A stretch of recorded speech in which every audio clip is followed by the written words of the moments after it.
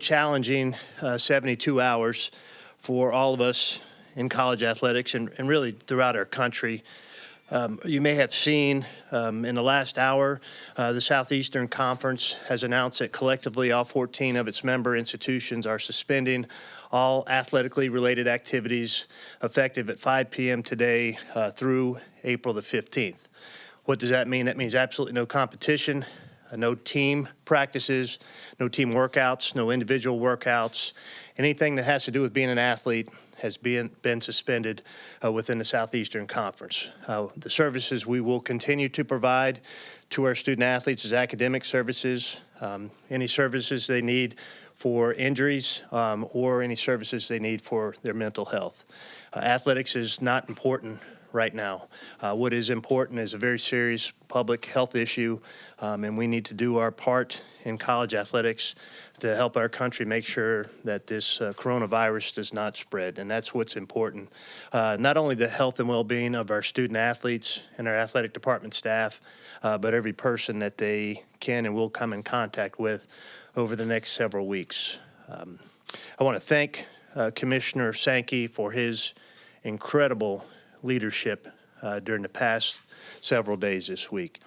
He has been at the forefront of this for us as a conference member institutions and nationally in his conversations and dialogues he's had with our other Power 5 conference commissioners.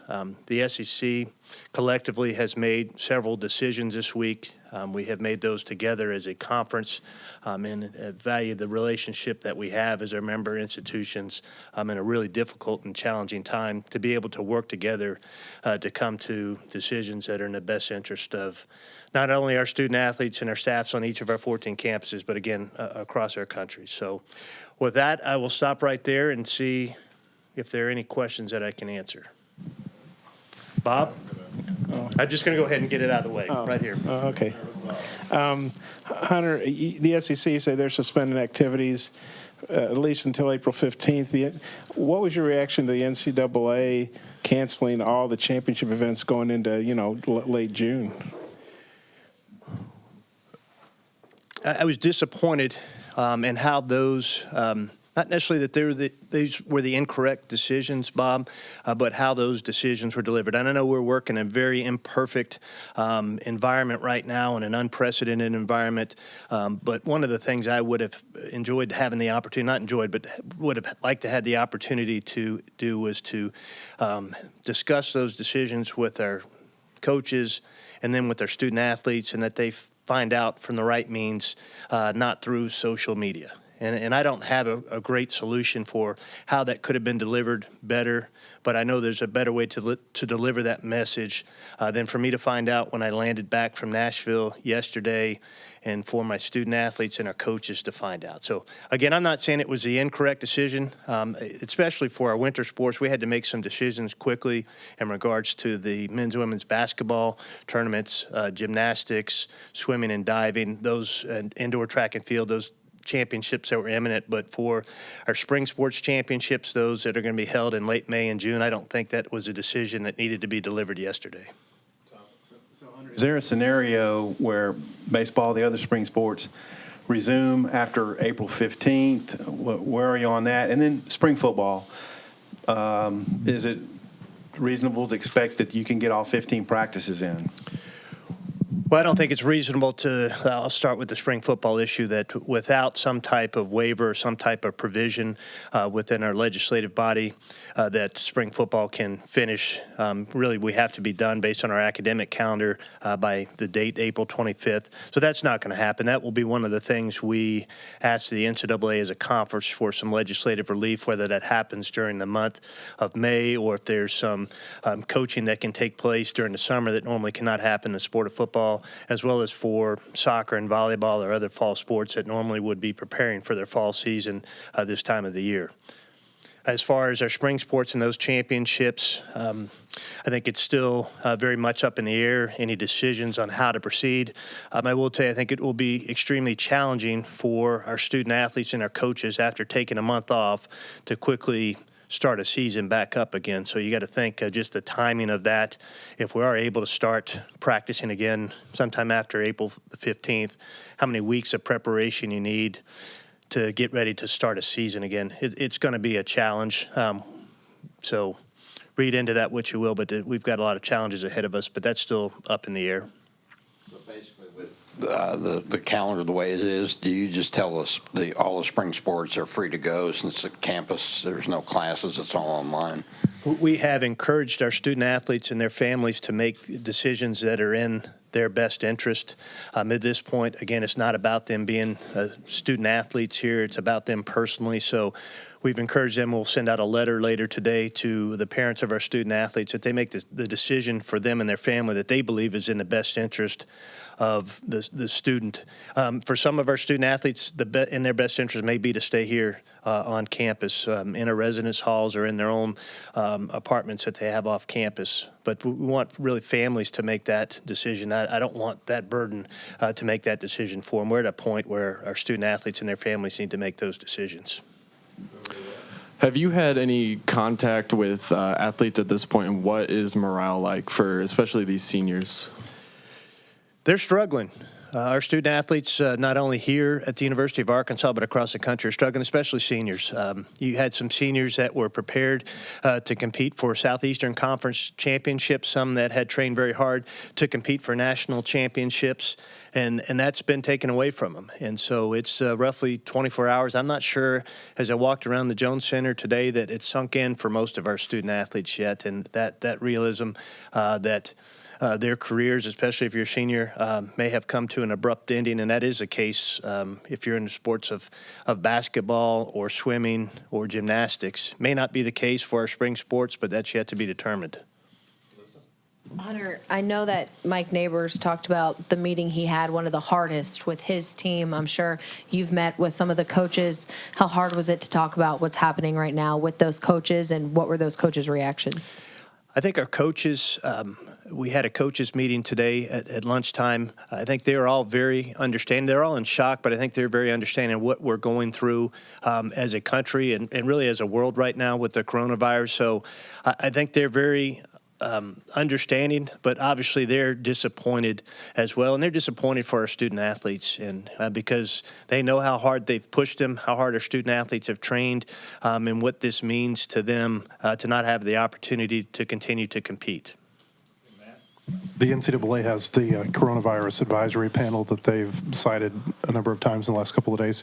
Do you know how much the SEC's decision-making is being informed from that panel, or are there other sources that are being used? I would tell you, I believe Commissioner Sankey is using other sources. There's not been a great deal of communication, to my knowledge, between conference offices and the NCAA. The NCAA also put out an advisory today about relief for student athletes in terms of their scholarships for spring students.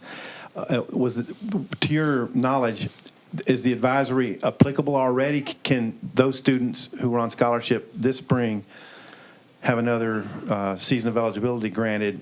What do you know of that situation? I think it's something that's in discussion right now. I mean, there's a lot that goes into that, Tom. It's just not about gaining another year of eligibility for your seniors. I mean, you've got juniors and sophomores and freshmen that have also lost potentially a season of eligibility.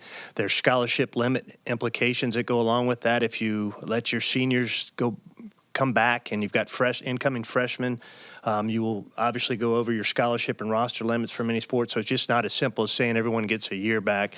There's a lot more discussion and about the details that really before you can say that's going to happen. Yeah, Hunter, so the coaches, like, can they have, like, if some baseball players, a couple guys want to meet with Dave Van Horn, are they allowed to do that, or is it pretty much like no contact? Or as of 5 p.m. Monday, all meetings have to cease as well.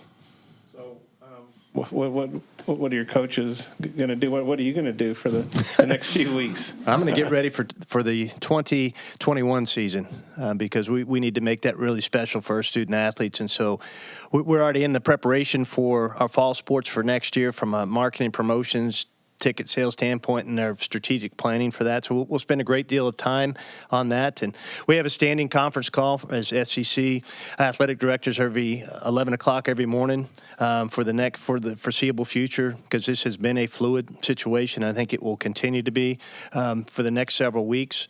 And we have plenty to keep us busy. I will tell you, I will miss watching our student athletes compete tremendously. That is something that is just icing on the cake for most of us in college athletics, and that will be something that will be a huge void in my life for the next several weeks, as it will be for most of us in this room. You have some athletes in track and field and swimming, and I assume some others too with Olympic aspirations. Do they get to work with their coaches under this situation? They do not. Again, right now, what's more important is the health of everyone in our society. It's not about the athletic pursuits, and that may sound harsh, that I know that there's student athletes, both current and former, that have Olympic dreams, but I think that is a situation that's fluid and ever evolving. We had a student athlete on our cross-country team that was set to fly to Australia on Sunday for his Olympic trials with his country, and that's been canceled. So those are some things that I think are fluid as well. Have you guys discussed, compensating stadium employees and hourly workers who won't get that income anymore? Yes, we are looking into that. I mean, obviously, there's tremendous financial implications for us from a budgetary standpoint, and we're not worried about necessarily the finances, but we are going to try to take care of as many people like that. Like our Landmark people have been very, very good to us and how hard they work, and I know they're dependent, some of them as their primary source of income for that revenue, and so we're going to work with Landmark to see how we can support them. If you've addressed this and I missed it, I apologize, but are we to assume the players are to be working out on their own? They can't get into the facilities until April 15th? I'm not assuming that they're supposed to be working out on their own. I assume that there will be some that do work out on their own, but they will have no access to any athletic facilities other than the Jones Center, which houses our academic and nutrition center, beginning at 5 o'clock today through April the 15th. The contracts for your coaches, postseason has a big, part of bonuses and contract rollovers. How do you address that with some of these coaches who are going to be in the postseason had this not happened? Yeah, well, I mean, specifically, I'll address Mike Neighbors. I think it was very evident to all of us that our women's basketball team would receive a bid to the NCAA tournament, so Coach Neighbors and his staff that was eligible for bonuses will proceed with those, and then we'll address the others on a case-by-case basis. What about those who have bought tickets, season tickets specifically for those spring sports? Have you guys thought about exactly what you're going to do with those fans who refunds or ticket exchanges? What does that look like? Yeah, we have some information in place where we'll provide refunds through everything's scheduled through April the 15th at this point in time, and then we'll address after April the 15th, and that can be in the way of a full refund or either credits to future ticket purchases.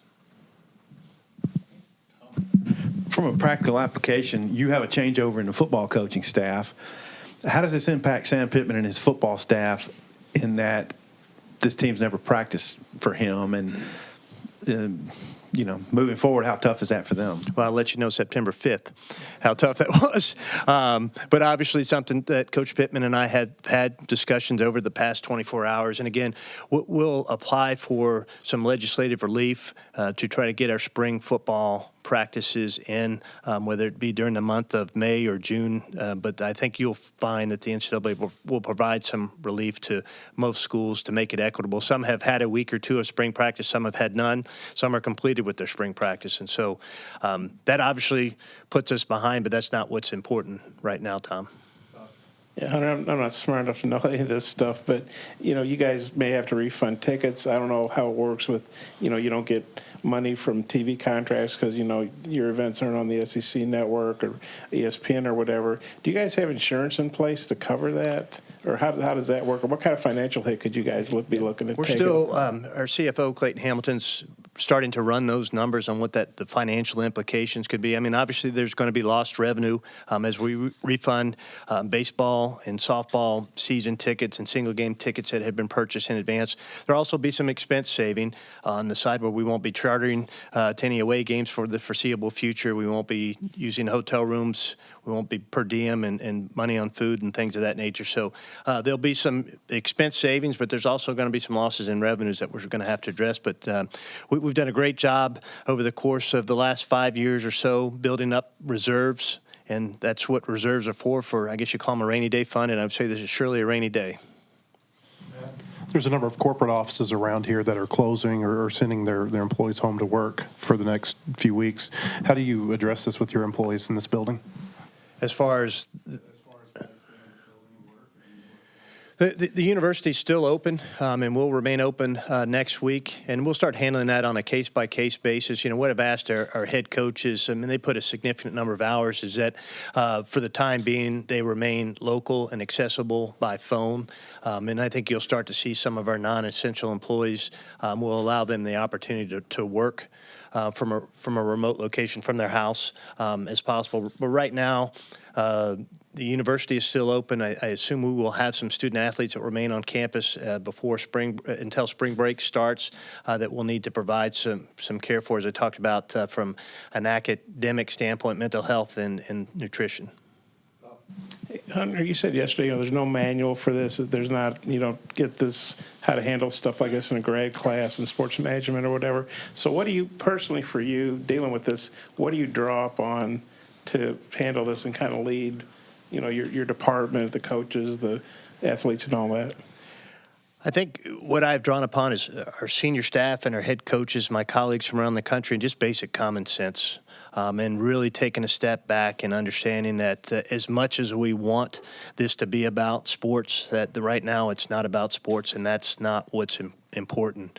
It's about everybody in this room, our student athletes, our staff, and making sure that we try to minimize the spread of the coronavirus as much as we can by eliminating these large gatherings and things that we've been advised to do. You got another question, Bob? That's shocking. You mentioned students will be able to get, different, like mental health services and academic services. Some of these kids have injuries they're rehabbing. Is the training services available to them? Do you outsource that? Or let's say a kid's trying to get over, like Isaiah Joe may still need some rehab, for instance. Like, how do you guys handle that stuff? No, the medical services will still be available to our student athletes. If they have an injury that they're rehabbing, what they have been instructed to do is contact their athletic training for their sport and schedule an appointment for their athletic training services. Our training rooms will not remain open, but they'll be by appointment only for our student athletes that are rehabbing from injuries. At your opening, I think you mentioned academics and a few other. But what about the food, the Jones? Is that open too? That will be open. Yeah, that will be open. We'll have limited hours and limited menus because again, we're trying to protect the employees that are working in that industry. But that will be open. So again, we'll provide academic services, mental health professionals, the nutrition, dining facilities, as well as the medical piece. When you were asked about the possibility of seasons resuming this spring, you said read into that what you will. In the discussions that you've had, and maybe just the knowledge that you have of athletics, do you think we've seen the last games played here for 5 or 6 months? I think it will be really tough for student athletes to be away for a month and come back and really get geared back up. And, what you have to really start to think about is, from a student athlete perspective, as an administrator, is it best to try to piecemeal together a half of a season with no national championship, or is it best, as we talked about before, to give each student athlete a year back and let them come back and have a full competitive and championship experience? You talked about if the NCAA decides to give seniors, or at least seniors, maybe other kids, a year of eligibility. I mean, like I said, there's a roster component to that. There's also a financial component. If they say, okay, it's okay to have 18 basketball players, that's, I don't know, a lot of money. I know SEC, schools are pretty flush with money, but do you feel like you guys could financially handle that if that were the case? I do believe we can financially handle that, and we understand that those implications could be there because if you increase your roster size and your scholarship size, obviously there's a budget implication for that. The various building projects you have going on, like with baseball and that, does that change now with this? I mean, do they kind of get suspended with what's going on? That would be a great question for you to ask the construction companies. I hope not. I hope they're still working on those projects, but those aren't those are university projects, but we have outside general contractors that are building those facilities. So I hope they would continue, but I think it's inevitable that there'll probably be an interruption in those projects as they protect the welfare and health of their workers as well.